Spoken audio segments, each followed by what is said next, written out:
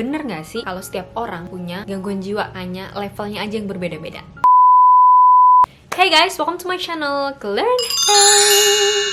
Oke guys, so the other day aku sempat upload foto di Instagram aku dengan caption, percaya nggak kalau setiap orang punya gangguan jiwa, hanya kadar dan levelnya aja yang berbeda-beda. Terus pada langsung banyak yang jawab, percaya kak. Dan ada yang request juga bahas di YouTube kak. Dan gak cuma di komen doang, ternyata pada nge-DM aku untuk bahas this statement ya, pembahasan tentang kesehatan mental ini di YouTube gitu. So here it is. Menurut aku seru sih kita ngobrolin hal seperti ini karena ini adalah salah satu cara kita untuk mengenali diri sendiri. So today kita akan menjawab pertanyaan, bener gak sih kalau setiap orang punya gangguan jiwa, hanya levelnya aja yang berbeda-beda? That's why hari ini aku nggak sendirian nih guys. Hari ini aku akan ngebahas ini bersama dengan salah satu senior aku, yaitu Dr. Ana Elisa, spesialis kesehatan jiwa. Jadi beliau adalah seorang psikiater yang sekarang berpraktek di RSIMC Sentul, ada klinik pribadi juga di Klinik Utama M3, dan juga medical consultant psikiatri ya, atau telekonsultasi di Sehatku. Tapi seperti biasa, sebelum kita mulai, jangan lupa buat subscribe ke channel Learn Haze. Klik thank you. Dukung biar channel ini jadi channel kesehatan baik mental maupun fisik dan kecantikan nomor 1 di Indonesia. And also be my friends on Instagram @klahaze and my TikTok @klahaze. Oh ya, masih ingat buku Are You Okay kan? Siapa yang belum punya? Nah, aku pengen ngasih tahu kalau sebentar lagi Are You Okay Jilid 2 bakalan meluncur.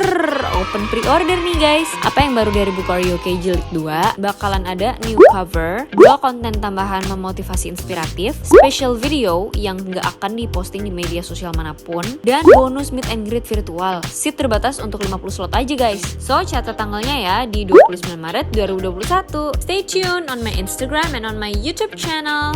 Oke, nggak usah lama-lama. Ini aku mau bergeser sedikit dan aku mau nelpon Dr. Ana. Langsung aja. Selamat sore, Dr. Ana. Sore, Clary. Ya, apa kabar dok? Baik, puji Tuhan, sehat. Puji Tuhan ya dok. Sebelumnya saya mau mengucapkan terima kasih dulu nih dok atas waktu dan kesediaannya nih untuk berbagi informasi dan ilmu sama kita semua nih di sini nih dok. Jadi gini dok, kemarin itu saya pernah dengar pernyataan nih dok, kalau setiap orang itu memiliki gangguan jiwa, hanya kadar dan levelnya aja yang berbeda-beda. Kita semua pengen tahu nih dok, kira-kira bener nggak sih pernyataan itu gitu, dan kita pengen langsung dengar dari ahlinya nih, dari seorang psikiater guys gitu. Jadi monggo dokter Ana, kira-kira bagaimana? Mungkin bisa dimulai dari definisi gangguan jiwa itu sendiri, gimana dok?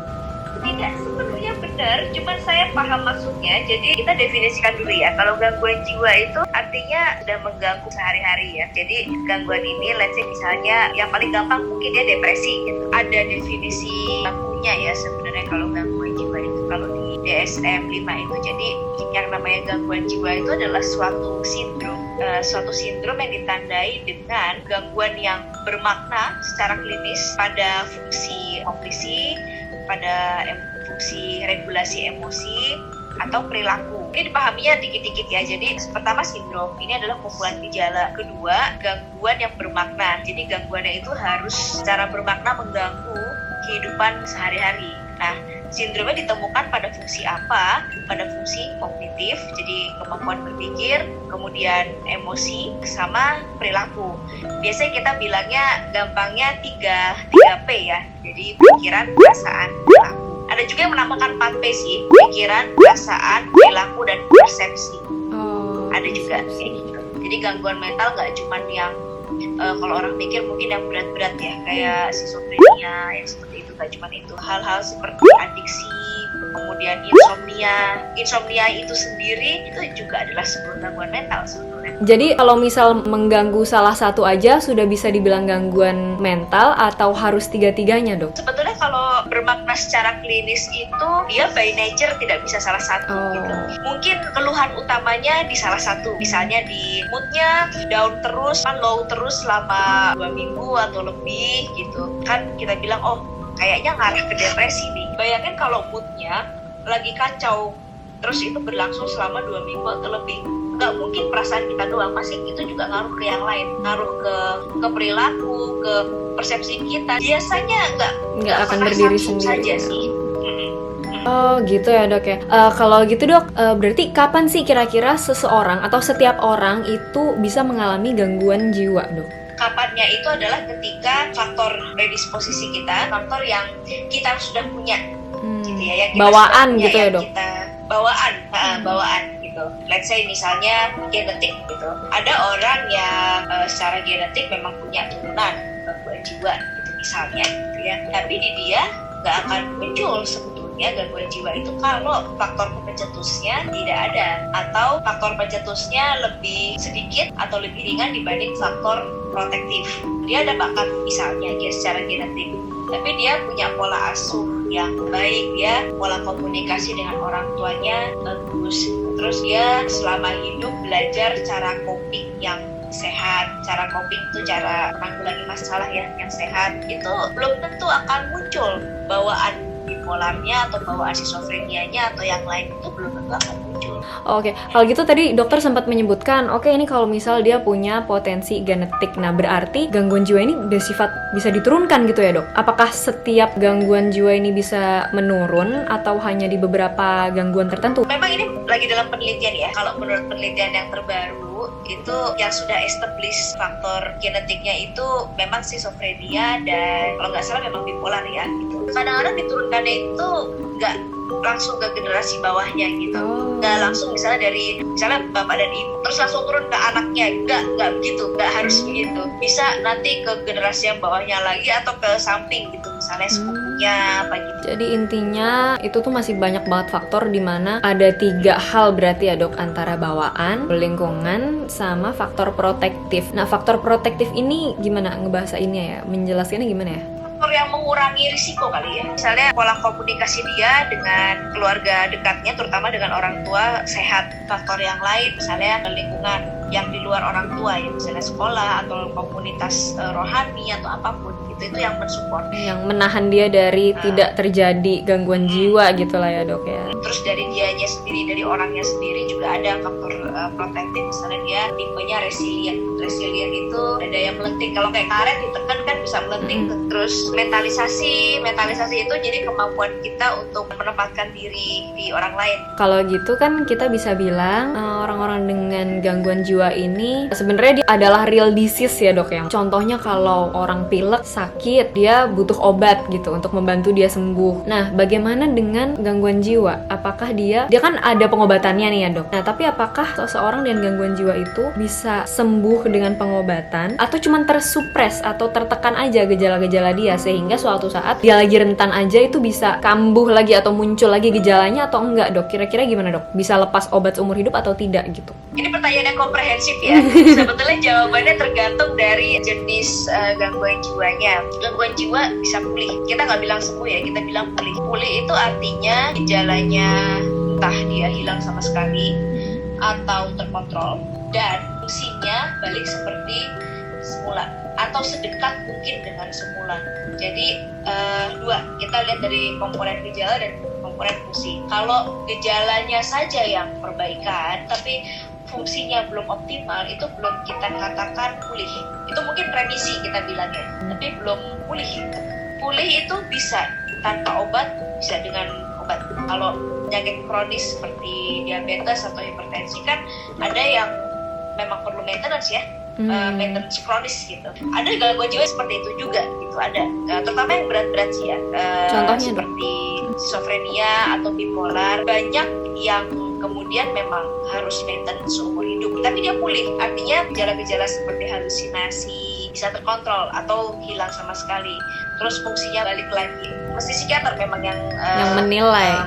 Jadi kita jangan self diagnosis atau self branding gitu. Nah iya, itu juga penting tuh teman-teman, soalnya banyak nih, Dok, kayak misal, Kak aku tuh suka sedih kalau gini, kemudian dia berpikir wah ini berarti aku pasti depresi nih. Nah kayak gitu kan enggak ya, Dok ya. Jadi benar-benar memang harus dises oleh tenaga kesehatan sesuai di bidangnya gitu, yaitu psikiater. Nggak apa-apa sedih, masa liver nggak ada sedihnya? Nggak apa-apa juga loh teman-teman kalau misalnya ragu ini masih batas normal atau udah mulai ngarah-ngarah ke gangguan gitu, terus konsultasi ke kami nggak apa-apa, nggak harus menunggu sakit.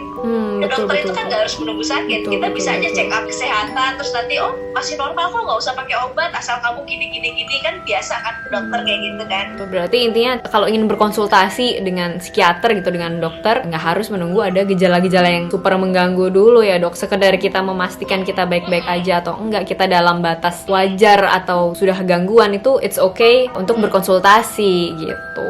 Kesimpulannya nih dari pernyataan setiap orang punya gangguan jiwa tapi kadarnya yang berbeda-beda, berarti intinya tidak setiap orang ya dok, tapi setiap orang punya potensi bisa dok gitu ya. Iya, kalau gangguan jiwa enggak, tapi kalau potensi kita punya. Kita kan masing-masing ada somplaknya.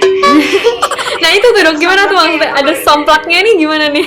Ada coelnya dikit gitu loh. Jadi kita tuh bola yang ibarat kalau bola ya, kita tuh nggak mulus gitu. Mungkin ada ya bocel-bocelnya dikit gitu. Sebenarnya teman-teman, yang penting itu adalah kita menyadari bahwa kita tuh ada bocelnya gitu. Sebenarnya itu kita menyadari, terus kita do something about it gitu. Itu yang lebih penting daripada melihat kayak potensi apa gitu. Yang lebih penting itu kita menyadari. Yang lebih penting kita menyadari and gimana ya, kita cari tahu how to be better gitu kali ya dok. Gimana supaya kekurangan kita itu ya tidak membuat kita nyampe mengarah ke gangguan kejiwaan ini gitu kali ya dok ya. Wow, luar biasa banget nih dokter Ana nih. Langsung ngerasa habis ini aku mau curhat nih kayaknya sama dokter Ana. Oke dok, kalau gitu dok, terakhir adakah pesan yang ingin dokter sampaikan terkait stereotip masyarakat tentang gangguan jiwa dok? Pertama, mereka itu juga adalah teman-teman kita, saudara-saudari kita yang mereka butuh bantuan. Apalagi kalau mereka sudah sadar akan, oh ya, I think I need help. Itu effort yang besar loh untuk bisa kayak gitu, dan itu please dihargai dan disupport. Wow, luar biasa banget nih dokter Ana nih. Kayak bentar lagi mungkin emailnya dokter atau DM-nya dokter bisa isi banyak orang curhat nih dok. Gimana tuh dok? Aduh, curhatnya jangan lewat DM. Oh jangan lewat DM ya, lebih baik langsung konsultasi. Iya bener, konsultasi aja sama dokter Ana. Terima kasih banyak ya dok atas ilmu dan waktunya yang udah disampaikan dan di-share ke kita hari ini. Mudah-mudahan membantu, mudah-mudahan bermanfaat ya. Amin, bermanfaat banget nih buat kita semua dok. Langsung tergoda untuk bahas topik-topik lain ya sama dokter Ana, kalau dokter tidak keberatan. Boleh. Iya oke. Terima kasih banyak dok kalau gitu untuk waktunya.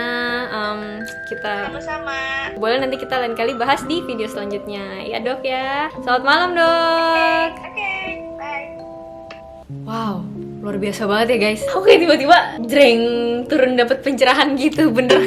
Asli. Jujur yang aku tangkap dari percakapan sama dokter Ana tadi, yang paling ngena itu adalah bahwa memang if you chase for perfection, there is no such thing. Kalau kita ngejar yang namanya kesempurnaan, itu tidak ada gitu. Dan kayak menjadikan kesempurnaan itu menjadi tujuan hidup kita dalam apapun ya, mungkin sempurna fisik, kayak sempurna pekerjaan, sempurna kehidupan. Justru itulah yang harus dibenahi gitu loh. Ya udah, namanya manusia ya emang nggak mulus kayak bola gitu, nggak mulus. Memang ada kekurangannya, dan yang bisa kita lakukan ya untuk menyadari kekurangan itu and try to be better each day gitu. Gimana kita memperbaiki itu tiap hari. Try to be better each day. Bahwa my current situation is my future testimony. Itu aku dengar dari bukan kata-kata aku, itu BTW ada room clubhouse kemarin yang aku join, terus kayak bagus banget anyway. Ya udah gitulah pokoknya.